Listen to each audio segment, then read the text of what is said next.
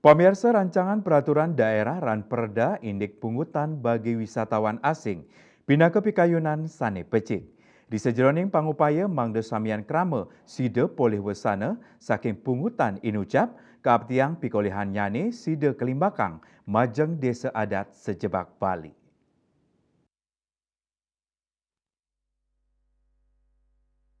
Sekali kauningin Gubernur Bali Wayan Koster sampun resmi ngajuang Ranperda tentang pungutan bagi wisatawan asing majeng DPRD Bali ring sidang paripurna galah sanelintang. Ranperda inucap kaabtiang sidang ngicenin penyayuban ring kewentenan kebudayaan wewidangan alam Bali. Pet Prade Ranperda sampun ketetapang dados perda tur undang-undang mejanten samian wisman utawi turis asing sanerau ke Bali pacang keni retribusi utawi pajak sebesar 150 utawi $. Manut praktisi pariwisata Yusdi Dias kebijakan inucap kejantenang becik yening selehin saking ancang pengerah wisman warsani mangkin wenten 4,5 yuta raris kali 150 mejanten wilangan nyane dahat akeh lianan punike paiketan dane ngaptiang mangde samian krama sida ngerasayang wusanan becik kebijakan inucap melarapan ngelimbakang majeng makesami desa adat sejebak Bali.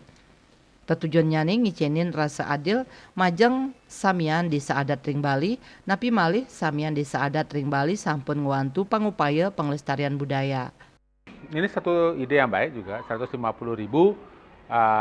per wisatawan. Nah sekarang penggunaannya, intinya kan di penggunaannya untuk apa gitu ya. Intinya itu di penggunaannya untuk apa.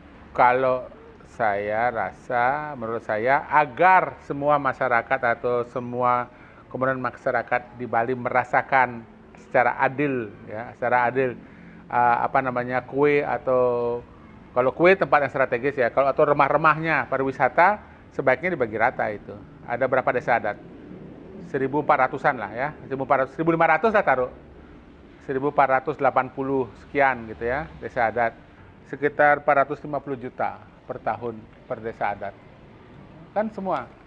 Terserah dia, mau desa itu pernah dikunjungin tamu, atau wisatawan di tempat terpencil, atau desa adatnya yang sering dikunjungin atau di daerah destinasi pariwisata, semua bagi rata.